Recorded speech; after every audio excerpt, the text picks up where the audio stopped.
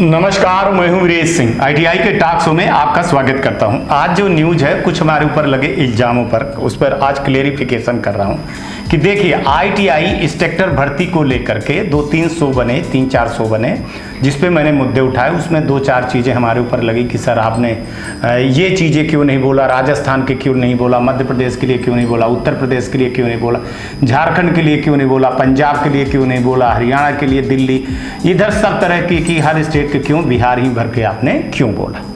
उस पर मैं बता दूं कि ये शुद्ध रूप से मैं बताऊं कि मेरा जो काम है वो काम है एनसीवीटी डीजीटी को लेकर के। हम जो भी लड़ाई लड़ते हैं वो डीजीटी को लेकर के लड़ते हैं। हम स्टेट को लेकर के इतनी लड़ाई नहीं लड़ते हैं, कम ही लड़ते हैं। मेरा मेन काम होता है डीजीटी, जहां से सारे काम होता है। अगर आपको नहीं पता है, मैंने उस दिन लेटर एक दिन दिखाना भूल गए थे। ये लेटर अगर आपको मैं दिखा रहा हूं, ये लेटर आप इंस्ट्रक्टर की भर्ती वाले को बड़े आराम से देख लीजिएगा। जो इस लेटर को मैंने करीबन 3 बार निकलवाया था 2023 में, और ये मैंने निकलवाया था, साफ साफ बोल रहा हूं कि मैंने निकलवाया था। इस पर इसलिए निकलवाया था कि इंस्ट्रक्टर की कमी के कारण लड़के जो है तो स्किल नहीं हो रहे थे। आईटीआई वाले जो है तो जबरदस्ती अपने फील्ड में जो है तो इंस्ट्रक्टर की भर्ती लिख दिया करते थे। एक इंस्ट्रक्टर जो है तो 10-10, 15-15 आईटीआई में काम कर रहा था। तो हमने इस पे शिकायत उठाई और श्रम मंत्रालय को भी मैंने लिखा था। तो तब श्रम मंत्रालय ने लेटर भेजा था डीजीटी का, ये पीजी पोर्टल पे और आरटीआई लगी हुई थी मेरी, ठीक है, शिकायत हुई थी। उस पर डीजीटी ने मेरे से ये बोला था कि हाँ, ये इंस्ट्रक्टर वाली जो लड़ाई है ये बेहद गंभीर है और इस पर जो है तो कार्रवाई की जानी चाहिए। इसको लेकर के श्रम मंत्रालय ने डीजीटी को लिखा था और डीजीटी ने ये सारे स्टेट को बोला था कि भैया आपको चाहे जैसे करो, देखो चाहे भर्ती में आप नियमित भर्ती करो या आप जो है तो वो रखो, गेस्ट फैकल्टी रखिए, चाहे आप जैसे करिए, चाहे आप मजदूरी में रखिए, चाहे आप रेगुलर रखिए, चाहे आप प्राइवेट रखिए।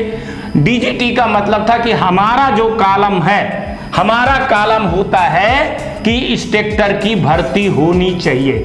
और इंस्ट्रक्टर की भर्ती के लिए उन्होंने बोला कि सीआईटीएस हमको मस्ट है, लेकिन थ्योरी पार्ट के लिए कम से कम सीआईटीएस होना चाहिए। प्रैक्टिकल के लिए चलिए हम कुछ भी मान लेंगे, कुछ भी मतलब माने टेक्निकल मान लेंगे, बीटेक जो आईटीआई सीटीआई किए हुए हैं वो हम मान लेंगे, डिप्लोमा वाले मान लेंगे। लेकिन अगली बार हम आपको बता रहे हैं कि हम बिना सीआईटीएस के अफिलिएशन तक नहीं देंगे। यहां तक कि इस बार जो 2023-24 के लिए जो मिला हुआ है, 24 और 25 के लिए अफिलिएशन मिला हुआ है, 23 में जो एप्लीकेशन थी, तो जिनके पास सीआईटीएस नहीं थे उनको अफिलिएशन डीजीटी ने नहीं दिया था। तो हमारी जो मेन लड़ाई थी, हमारी लड़ाई सिर्फ ये है, हमारी आवाज ये है कि जो आईटीआई चल रही, चाहे वो गवर्नमेंट की हो चाहे प्राइवेट की, वहां इंस्ट्रक्टर का होना अनिवार्य रूप से है। हम टेक्निकल पर नहीं जा रहे हैं। देखिए बिहार अगर भर्ती नहीं निकाल रहा है वो बिहार स्टेट की प्रॉब्लम है। अगर उत्तर प्रदेश नहीं निकाल रहा है, राजस्थान नहीं निकाल रहा, झारखंड, पंजाब, आंध्रा, महाराष्ट्र, कोई भी अगर स्टेट नहीं निकाल रहा, ये उसका सर दर्द है, ठीक है ना। डीजीटी को मैंने मूल रूप से ये बोला कि सर करीबन 2.5 से 3 लाख ऐसी जगह है सर, अगर इतनी जॉब आ जाएंगी तो स्किल इंडिया में एक बहार आ जाएगी और मोदी जी को भी कहने को हो जाएगा कि मैंने 2.5 लाख स्टूडेंट को रोजगार दिया है, इंस्ट्रक्टरों को रोजगार दिया है। हमारी वो बात थी, कुछ चीजों को नहीं दिखाया जा सकता है, जरूरत पड़ी तो फिर दिखाया भी जा सकता है, ठीक है ना। उस पर मैंने बहुत बड़ी बहस की थी और इस मुद्दे को मैं ले गया था। हालांकि फिर क्या हो गई थी कि डीजीटी ने बीच बीच में जब ये बोला कि हम नई वेबसाइट अपडेट कर रहे हैं, साइडी पोर्टल बना रहे हैं, इस पोर्टल के बाद जब स्टूडेंट का सब सक्सेसफुल हो जाएगा सर, तो हम फिर इंस्ट्रक्टर की भर्ती को कॉलम को मस्ट करेंगे और उसमें हम ये फिल्टर लगाएंगे कि एक फैकल्टी एक ही जगह पर पढ़ा रही हो। जो आईटीआई वाले एक फैकल्टी की 10-10 सर्टिफिकेट लगा देते हैं, 10-10 जगह पे लगी हुई है, उस पर रोक सर तभी लगेगा जब ये एसआईडी पोर्टल वाला जो आ जाएगा वेरिफिकेशन के लिए, तब ये। तो अब आपको ये समझ में आ गया होगा। एक स्टूडेंट बेचारा मेरे को कई दिन से लिख रहा है, उसका मैं लेटर जरूर आपको आज पढ़ करके सुना दे रहा हूं। कह रहा है कि सर इस मैटर पर वीडियो बनाया जाए। जो स्टूडेंट लिखित परीक्षा में टॉप करके अथवा सीट पे मेरिट लिस्ट में सिक्योर नहीं कर पा रहा है तो क्यों फॉर्म लिया गया, उसकी बात सही है। देखिए बेटा, आप अब आपको पहले पढ़ दो। नॉन CITS से क्यों परीक्षा लिया गया जब उनके मेरिट की गणना ही नहीं करना था? ये सही बात है, ये सरकार से सवाल होना चाहिए। रिटर्न का 50% करने की वजह से नॉन CITS वालों का 10 से 15 मार्क्स का नुकसान हो रहा है। प्लीज सर इस पर विचार किया जाए। कोई 80 नंबर ला करके भी मेरिट से बाहर जा रहा है और कोई केवल मिनिमम 34 अंक लेकर के मेरिट में आ रहा है।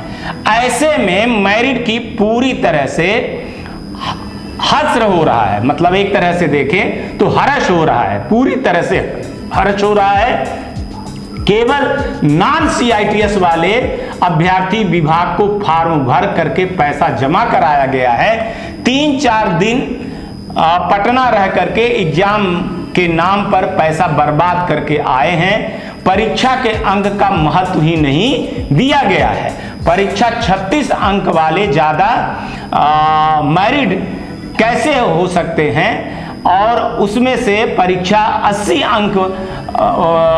अंक लाए हैं। 40,000 50,000 में प्राइवेट ITI में CITS डिग्री खरीद ले रहे हैं बहुत सारे लोग, और 30% की बेनिफिट CITS की किसी भी स्टेट में नहीं दिया जाता है। सर देखिए आपकी बात बहुत जायज़ है, लेकिन सवाल क्या है ब्रदर, मैं आपको बता दूं, आप लोग जानते हो कि ये जो मैं मुद्दा उठा रहा हूं अभी उठाऊंगा, लेकिन ये मसला स्टेट का है ना कि DGT का है। और मैं जो मेन मसला उठाता हूं और हमारा जो शो है वो DGT से प्रेरित है।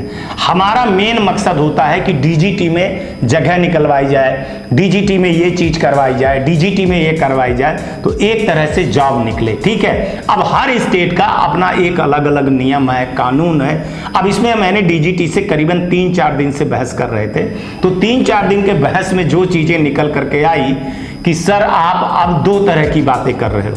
पहले आपने ये बात किया कि जो अफिलिएशन हो रहा है और जो NCBT MIS पोर्टल पर इंस्ट्रक्टर की भर्ती नहीं है वो हमको भर्ती होनी चाहिए, तो हम उस पर डेटा पे काम कर रहे हैं। हम रेगुलर है, सरकारी हैं, प्राइवेट हैं, वो हैं, वो नहीं है। लेकिन हाँ CITS वालों को हमने मान लिया, अब CITS RPL वालों को हमने मान लिया। बाकी क्या चीज है ये स्टेट का मसला है, हमारा मसला नहीं है। तो आज का जो शो बनाने का मेरा सिर्फ ये मकसद था कि कई लोग इसको कह रहे थे, देखिए भाई मैं चीजों को विस्तारवादी तक ले जा सकता हूं, विस्तार करवा सकता हूं कि DGT में 15,020 ITI हैं, तो क्या 15,020 ITI में पूरे में इंस्ट्रक्टर हैं, प्रिंसिपल हैं, ED वाले हैं वहां पर कि नहीं है, प्रैक्टिकल वाले हैं कि नहीं है, ट्रेनिंग ऑफिसर हैं कि नहीं है, वहां पर एम्प्लॉयमेंट स्किल वाले पढ़ाने वाले हैं या नहीं है।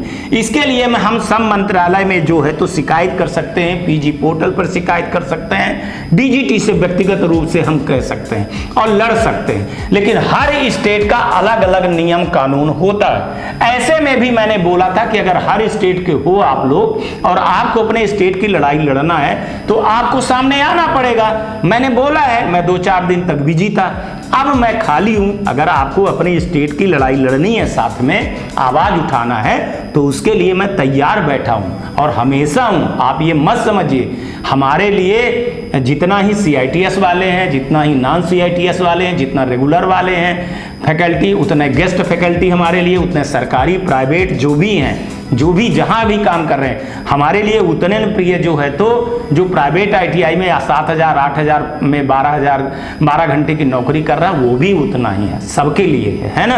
अगर आप आते हैं तो मैं निश्चित उठाऊंगा। तो आज जो मैंने आपको क्लेरिफिकेशन दिया वो मेरे क्लेरिफिकेशन देने का सिर्फ इतना मतलब था कि DGT में जो भर्ती निकलती है उस भर्ती पर हम बात कर रहे हैं और वो भर्ती हम पूरी करवाएंगे ही इस साल।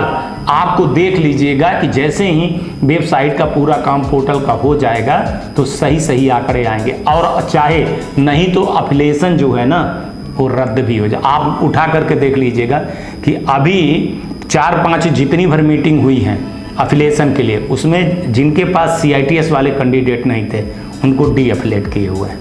तो हमारी जो बाध्यता थी हम उस बाध्यता पर चले गए।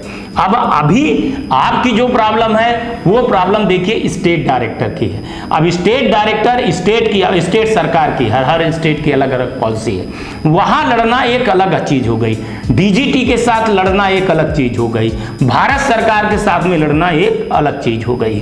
तो स्टेट की लड़ाई के लिए आपको हम आमंत्रित करते हैं, आप बोलिएगा, हम निश्चित आपको जूम मीटिंग के उसमें से बुलाएंगे। आप अपने बारे में, अपने शहर के बारे में आप सवाल लिखिएगा, मैं एनालिसिस करूंगा और निश्चित ही बोलूंगा। तो मैं समझता हूं कि अब इसके बाद जो है तो आपको कंफ्यूजन हट गया होगा, है ना। कोई बिहार के लिए नहीं, बिहार के चूंकि क्या है कि 2 आदमियों ने मेरे से संपर्क करा इसलिए कर दिए। उत्तर प्रदेश राजस्थान के भी करेंगे, झारखंड के भी करेंगे, हरियाणा के भी करेंगे, महाराष्ट्र के भी करेंगे, साउथ के भी करेंगे। जिसकी भी जो प्रॉब्लम हो, अगर आप जूम मीटिंग के थ्रू आना चाहते हो, चाहे स्टूडेंट हो, चाहे ITI के डायरेक्टर हो, चाहे प्रिंसिपल हो, चाहे फैकल्टी हो, चाहे जो भी हो, आप अपना बात रखना चाहते हो तो आप अपनी बात रखिए। सरकार तक बात आपकी पहुंचाने की जवाबदारी और जिम्मेदारी हमारी है। हम निश्चित ही सरकार के कान जो बंद हुए हैं उसको हम खोलने का काम करते हैं। एज ए मीडिया हमारी जो रिस्पॉन्सिबिलिटी करते हैं। चलिए आज तक के लिए इतना ही। नमस्कार, जय हिंद, जय भारत। नमस्कार, मैं Shailendra Gupta, director of AG enterprises Delhi से बोल रहा हूँ। AG एंटरप्राइजेस विगत 15 वर्षों से नई ITI खोलने और पुरानी ITI में टूल्स सप्लाई के लिए जानी जाती हैं। AG एंटरप्राइजेस एक बहुत ही विश्वसनीय नाम है जो कि भारतवर्ष के किसी भी राज्य में अपनी सप्लाई और कंसल्टेंसी के लिए जानी जाती है। हमारी कंपनी ने अभी तक पूरे भारतवर्ष में 2000 से ज़्यादा ITI में लैब सेटअप किया है और सभी ट्रेड के लिए हमने सप्लाई किया है, जैसे electrician, fitter, diesel mechanic, welder, solar technician. इन सभी ट्रेड में हमने लैब सेटअप किए हैं और हमारे पास सभी तरह के टेक्निकल और नॉन टेक्निकल ट्रेड उपलब्ध रहते हैं। नई और पुरानी ITI के लिए और टूल्स से संबंधित जानकारी के लिए नीचे दिए गए नंबर पर संपर्क करें। धन्यवाद।